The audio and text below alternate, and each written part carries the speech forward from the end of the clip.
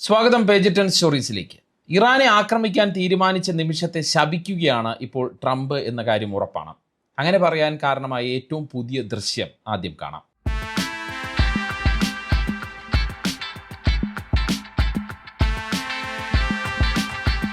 Iran വെടിവെച്ചിട്ട പോർ വിമാനത്തിന്റെ പൈലറ്റിനെ രക്ഷിക്കാൻ പോയ അമേരിക്കൻ സംഘത്തിന് സംഭവിച്ച നാശനഷ്ടങ്ങളുടെ ദൃശ്യങ്ങളാണ് നിങ്ങൾ കണ്ടത്. അതായത് ട്രംപ് പറഞ്ഞതുപോലെ ആ ദൗത്യം വൻ വിജയമല്ല. പൈലറ്റിനെ രക്ഷിച്ചെങ്കിലും ദൗത്യം ദുഷ്കരമായിരുന്നു. അമേരിക്കൻ സൈന്യത്തിന് കനത്ത നാശനഷ്ടവും സംഭവിച്ചു എന്നാണ് റിപ്പോർട്ടുകളിൽ നിന്നും നമ്മൾ ഇപ്പോൾ കണ്ട ദൃശ്യങ്ങളിൽ നിന്നും മനസ്സിലാക്കാൻ പറ്റുന്നത്. പൈലറ്റിനെ രക്ഷിക്കാൻ വന്ന 2 വിമാനങ്ങളും 2 ഹെലികോപ്റ്ററുകളും തങ്ങൾ തകർത്തു എന്നാണ് ഇറാൻ ദൃശ്യങ്ങൾ പുറത്തു വിട്ടുകൊണ്ട് അവകാശപ്പെടുന്നത്. എന്നാൽ ദൃശ്യം പുറത്തു വന്നതിന് ശേഷം അമേരിക്കൻ സൈന്യം പറയുന്ന വിശദീകരണം ട്രംപ് പറഞ്ഞതിന് എതിർദിശയിലുള്ളതാണ്. ഈ ദൗത്യത്തിന് ശേഷം അമേരിക്കൻ സൈന്യത്തിന് മറ്റൊരു കാര്യം കൂടി കൃത്യമായി മനസ്സിലായിട്ടുണ്ട് എന്നാണ് ചില സൈനിക വിദഗ്ധർ പറയുന്നത്. അത് ഇറാനിൽ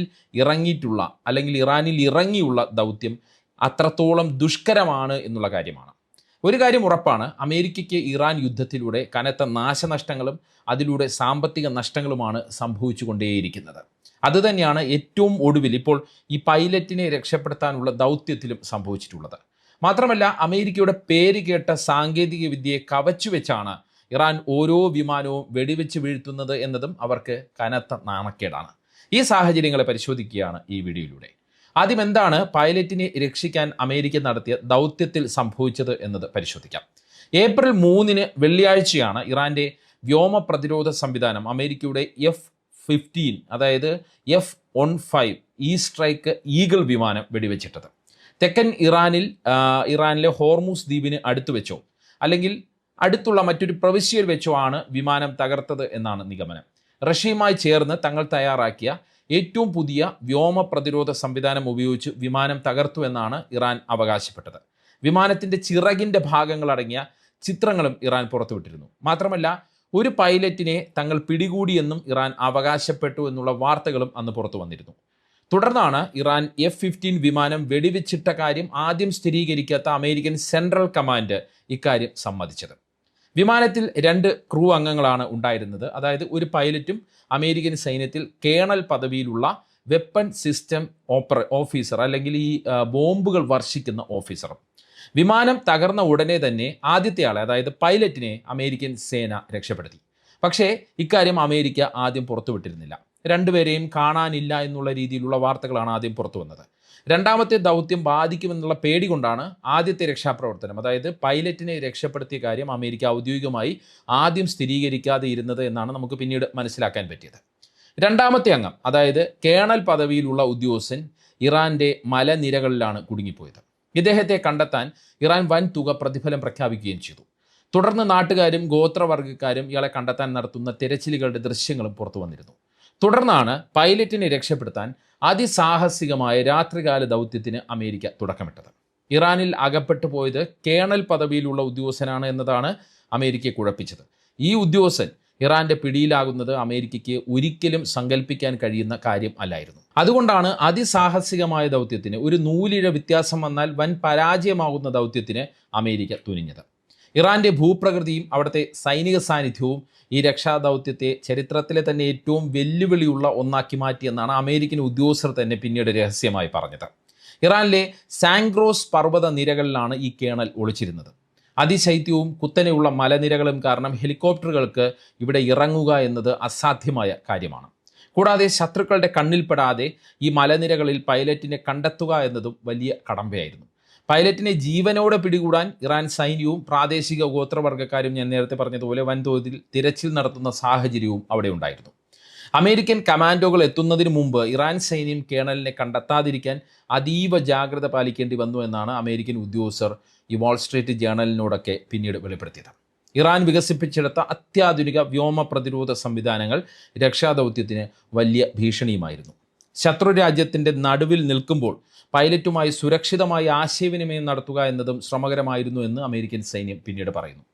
പൈലറ്റിൻ്റെ പക്കലുണ്ടായിരുന്ന സിഗ്നൽ ഉപകരണങ്ങൾ ഇറാൻ സൈന്യം ട്രാക്ക് ചെയ്യാൻ സാധ്യത ഉണ്ടായിരുന്നതുകൊണ്ട് തന്നെ വളരെ കഷ്ടപ്പെട്ടാണ് ഓരോ നീക്കവും അമേരിക്കൻ സൈന്യം നടത്തിയത്. ഈ കനത്ത വെല്ലുവിളികളെ അതിജീവിച്ച് ഏകദേശം 48 മണിക്കൂർ നീണ്ട പരിശ്രമങ്ങൾക്കൊടുവിലാണ് കേണലിനെ അമേരിക്കൻ സ്പെഷ്യൽ ഫോഴ്സ് സുരക്ഷിതമായി ഇറാനിൽ നിന്ന് പുറത്തെത്തിച്ചത് എന്നാണ് അമേരിക്കയുടെ ഭാഗത്തു നിന്നുള്ള വിശദീകരണം. പക്ഷേ അപ്പോഴും ട്രംപ് അവകാശവാദങ്ങൾക്കിടെ മറച്ചുവെച്ച വലിയൊരു തിരിച്ചടി അമേരിക്കൻ സൈന്യത്തിന് സംഭവിച്ചിരുന്നു. അത്യാധുനികവും കോടികൾ വിലയുള്ളതുമായ 2 വിമാനങ്ങളും 2 ഹെലികോപ്റ്ററുകളും അമേരിക്കയ്ക്ക് നഷ്ടമായി. ഇത് ട്രംപ് പറഞ്ഞില്ലെങ്കിലും പിന്നീട് ഇവ തകർന്നു കിടക്കുന്ന ദൃശ്യങ്ങൾ പുറത്തു വന്നതിന് ശേഷം രക്ഷാദൗത്യത്തിന് ഭാഗമായി ഉണ്ടായ സാങ്കേതിക തകരാർ മറികടക്കാൻ തങ്ങൾ തന്നെ ചെയ്ത കാര്യമാണ് എന്നാണ് ഇപ്പോൾ അമേരിക്കൻ സേന വിശദീകരിക്കുന്നത്. അതിൻ്റെ ദൃശ്യങ്ങളാണ് ആദ്യം കണ്ടത്. അമേരിക്കൻ സേന പറയുന്നത് രക്ഷാദൗത്യത്തിനിടെ ചില തകരാറുകൾ സംഭവിച്ചു, അതിനെ മറികടക്കാൻ തങ്ങൾ തന്നെ തകർത്തു എന്നാണ്. സംഭവം ഇങ്ങനെയാണ്. പൈലറ്റിനെ തേടിപ്പോയ അമേരിക്കൻ ഹെലികോപ്റ്ററുകളെയും വിമാനങ്ങളെയും കണ്ടെത്തിയ ഇറാൻ സേന അവയ്ക്ക് നേരെ തുടർച്ചയായിട്ട് വെടിവെച്ചു. ഈ വെടിവെപ്പിലാണ് അമേരിക്കൻ വിമാനങ്ങളും ഹെലികോപ്റ്ററുകളും തകർന്നത് എന്നാണ് ഇറാൻ മാധ്യമങ്ങളും റഷ്യൻ മാധ്യമങ്ങളും റിപ്പോർട്ട് ചെയ്യുന്നത്. എന്നാൽ അമേരിക്കൻ സൈന്യത്തിൻ്റെ ഭാഗത്തു നിന്നുള്ള വിശദീകരണം ഞാൻ നേരത്തെ പറഞ്ഞതാണ്. ദൗത്യത്തിനിടെ അമേരിക്കയുടെ 2 MC-130J വിമാനങ്ങൾ മണലിൽ പുതഞ്ഞുപോയെന്നും അവയെ വീണ്ടെടുക്കാൻ പറ്റാത്തതുകൊണ്ട് ബോംബ് വെച്ച് തകർത്തു എന്നുമാണ് അമേരിക്കൻ സൈന്യം പറയുന്നത്. തകർക്കാതെ ഉപേക്ഷിച്ചിരുന്നുവെങ്കിൽ ഈ വിമാനങ്ങൾ ഇറാൻ സേനയുടെ കയ്യിൽ അകപ്പെടുമായിരുന്നു. അതിൻ്റെ സാങ്കേതികവിദ്യ, അതായത് വിമാനത്തിൻ്റെ അത്യാധുനികമായ സാങ്കേതികവിദ്യ ഇറാൻ സേന കൈവശപ്പെടുത്തുമായിരുന്നു.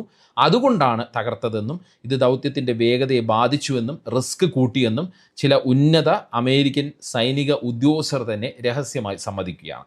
രക്ഷാപ്രവർത്തനത്തിൽ പങ്കെടുത്ത 2 ബ്ലാക്ക് ഹോക്ക് ഹെലികോപ്റ്ററുകൾക്ക് വെടിവയ്പ്പിൽ കനത്ത കേടുപാടുകൾ സംഭവിച്ചു.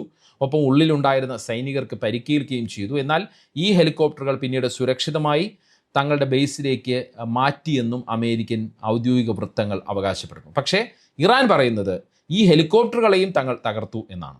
എന്തായാലും ഒരു കാര്യം ഉറപ്പാണ്, പൈലറ്റിനെ രക്ഷിക്കാനുള്ള ദൗത്യത്തിനിടയിൽ അമേരിക്കയ്ക്ക് കനത്ത സൈനിക നാശനഷ്ടങ്ങൾ സംഭവിച്ചു എന്നത് ഒരു യാഥാർത്ഥ്യമാണ്. അമേരിക്കയുടെ ഈ വിജയത്തെ ഇറാൻ്റെ പാർലമെൻറ്റ് സ്പീക്കർ കാലിബാഫ് പരിഹസിച്ചു. തകർന്നു കിടക്കുന്ന വിമാനങ്ങളുടെ ചിത്രം പങ്കുവെച്ചുകൊണ്ട് ഇത്തരം 3 വിജയങ്ങൾ കൂടി ഉണ്ടായാൽ അമേരിക്ക പൂർണ്ണമായും തകരുമെന്ന് അദ്ദേഹം എക്സിൽ കുറിച്ചു. ശത്രുവിൻ്റെ കയ്യിൽ അത്യാധുനിക യുദ്ധവിമാനങ്ങൾ എത്താതിരിക്കാനാണ് തങ്ങൾ അവയെ നശിപ്പിച്ചതെന്ന അമേരിക്കൻ വാദത്തെയും അദ്ദേഹം പൂർണ്ണമായും തള്ളിക്കളഞ്ഞു. ഇറാൻ മണ്ണിലിറങ്ങിയുള്ള ചെറിയ ദൗത്യം പോലും അത്രത്തോളം ദുഷ്കരമാണെന്ന് അമേരിക്കൻ സൈന്യത്തിന് വീണ്ടും ബോധ്യമായി എന്നതാണ് ഈ ഒരു ദൗത്യവുമായി ബന്ധപ്പെട്ട് അമേരിക്കൻ സൈനിക ഉദ്യോഗസ്ഥർ തന്നെ രഹസ്യമായി പറയുന്ന മറ്റൊരു കാര്യം. 1980കളിൽ പരാജയപ്പെട്ട ഓപ്പറേഷൻ ഈഗിൾ ക്ലോ പോലെ ഈ ദൗത്യവും വലിയ പരാജയമായി മാറിയെന്നാണ് ഇറാൻ പറയുന്നത്. ഇറാനിൽ ബന്ദികളാക്കപ്പെട്ട അമേരിക്കക്കാരെ രക്ഷിക്കാൻ 1980ൽ അന്നത്തെ പ്രസിഡന്റ് ജിമ്മി കാർട്ടർ ആസൂത്രണം ചെയ്ത സൈനിക ദൗത്യമാണ് ഓപ്പറേഷൻ ഈഗിൾ ക്ലോ. അമേരിക്കയുടെ ചരിത്രത്തിലെ തന്നെ ഏറ്റവും വലിയ സൈനിക തിരിച്ചടികളിൽ ഒന്നായിട്ടാണ് ഇതിനെ കണക്കാക്കുന്നത്. 1979ലാണ് ഇറാനിൽ ഇസ്ലാമിക വിപ്ലവം സംഭവിച്ചത്. പിന്നാലെ ടെഹ്റാനിലെ അമേരിക്കൻ എംബസി പിടിച്ചെടുക്കുകയും 52 അമേരിക്കക്കാരെ ഇറാൻ ബന്ദികളാക്കുകയും ചെയ്തിരുന്നു. അവരെ മോചിപ്പിക്കാനായിരുന്നു ഈ രഹസ്യ ദൗത്യം അമേരിക്ക നടത്തിയത്. മരുഭൂമിയിലെ അതിശക്തമായ മണൽക്കാറ്റും സാങ്കേതിക തകരാറുകളും ദൗത്യത്തെ താറുമാറാക്കി എന്നുള്ളതാണ് ഏറ്റവും പ്രധാനപ്പെട്ട കാര്യം. 8 ഹെലികോപ്റ്ററുകളിൽ പലതും തകരാറിലായതോടെ ദൗത്യം ഉപേക്ഷിക്കാൻ അമേരിക്ക തീരുമാനിച്ചു. തിരിച്ചു പോരാൻ ശ്രമിക്കുന്നതിനിടെ ഒരു അമേരിക്കൻ ഹെലികോപ്റ്റർ C-130 ട്രാൻസ്പോർട്ട് വിമാനവുമായി കൂട്ടിയിടിച്ച് സ്ഫോടനമുണ്ടായി. അതായത് അല്ലെങ്കിൽ തന്നെ പ്രശ്നത്തിലായിരുന്നു. ഈ മണലിൽ ഇറങ്ങിയ ഹെലികോപ്റ്ററുകൾ തിരിച്ചു പൊക്കാൻ കഴിയാത്തൊരു സാഹചര്യം വന്നു. അതിനിടെ ഞാൻ ഈ പറഞ്ഞ കൂട്ടിയിടിയും ഉണ്ടായി. ഈ അപകടത്തിൽ 8 അമേരിക്കൻ സൈനികർ കൊല്ലപ്പെടുകയും ചെയ്തു. അമേരിക്കയ്ക്ക് തങ്ങളുടെ സൈനികരെയും വിമാനങ്ങളെയും ഇറാനിലെ മരുഭൂമികളിൽ ഉപേക്ഷിച്ച്, അതായത് മൃതദേഹങ്ങളും ഈ വിമാനങ്ങളും ഈ ഹെലികോപ്റ്ററുകളും എല്ലാം മരുഭൂമിയിൽ ഉപേക്ഷിച്ച് മടങ്ങേണ്ട ഒരു സാഹചര്യം വന്നു. ഇത് അമേരിക്കയ്ക്ക് വലിയ നാണക്കേടുണ്ടാവുകയും ജിമ്മി കാർട്ടർ അടുത്ത തെരഞ്ഞെടുപ്പിൽ അദ്ദേഹത്തിന് അധികാരം നഷ്ടപ്പെടാൻ ഒരു പ്രധാന കാരണമായി ഈ ദൗത്യം മാറുകയും ചെയ്തു. അന്നത്തെ സംഭവങ്ങളുമായുള്ള സമാനത കൊണ്ടാണ് ഓപ്പറേഷൻ ഈഗിൾ ക്ലോ പോലെ ഈ ദൗത്യവും പരാജയമായെന്ന് ഇറാൻ ട്രംപിനെ പരിഹസിക്കുന്നത്. ഇറാനെ തൊട്ട അമേരിക്കൻ പ്രസിഡന്റുമാരെല്ലാം പരാജയം അറിയുമെന്ന സന്ദേശം കൂടി ഈ താരതമ്യത്തിന് ഉണ്ട് എന്നുള്ളതാണ് നമ്മൾ വായിച്ചെടുക്കേണ്ട മറ്റൊരു കാര്യം. ഇറാനെ അമേരിക്കയും ഇസ്രയേലും ചേർന്ന് ആക്രമിച്ചതിന് ശേഷം നിലവിലുള്ള കണക്കുകൾ പ്രകാരം ഈ യുദ്ധത്തിൽ ഇതുവരെ 7ഓളം അമേരിക്കൻ വിമാനങ്ങൾ തകർക്കപ്പെട്ടിട്ടുണ്ട്. കഴിഞ്ഞ ആഴ്ച മാത്രം ഒരു F-15 വിമാനവും A-10 വിമാനവും ഇറാൻ്റെ വ്യോമാക്രമണത്തിൽ വീണിരുന്നു. അമേരിക്ക അംഗീകരിക്കാത്ത ഇറാൻ്റെ അവകാശവാദങ്ങൾ കൂടി ശരിയായാൽ അമേരിക്കയുടെ വിമാനങ്ങളുടെ നഷ്ടം 2 അക്ക സംഖ്യയിലെത്തും എന്നതാണ് യാഥാർത്ഥ്യം. ഇറാഖ് യുദ്ധത്തിന് ശേഷം ഇതാദ്യമായാണ് ശത്രു രാജ്യത്ത് വെച്ച് അമേരിക്കൻ യുദ്ധവിമാനം തകർക്കപ്പെടുന്നത് എന്നതും പ്രത്യേകതയാണ്. 2003 ഏപ്രിലിൽ ഇറാഖ് മിസൈൽ ആക്രമണത്തിൽ US-ൻ്റെ A-10 തണ്ടർബോൾട്ട് 2 വിമാനം തകർന്നിരുന്നു.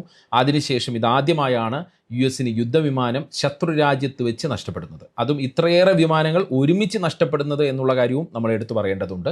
പേരുകേട്ട സ്റ്റെൽത്ത് സാങ്കേതിക വിദ്യയുള്ള വിമാനങ്ങളാണ് ഇറാൻ ഇങ്ങനെ തകർക്കുന്നത് എന്നതും അമേരിക്കൻ ബുദ്ധി കേന്ദ്രങ്ങൾക്ക് കനത്ത ആഘാതമാണ്. എന്താണ് സ്റ്റെൽത്ത് സാങ്കേതിക വിദ്യ എന്നുള്ളതൊക്കെ കഴിഞ്ഞ ഒരു വീഡിയോയിൽ ഞാൻ പറഞ്ഞിട്ടുണ്ട്. ആ വീഡിയോ കണ്ടാൽ നിങ്ങൾക്ക് അത് മനസ്സിലാകും.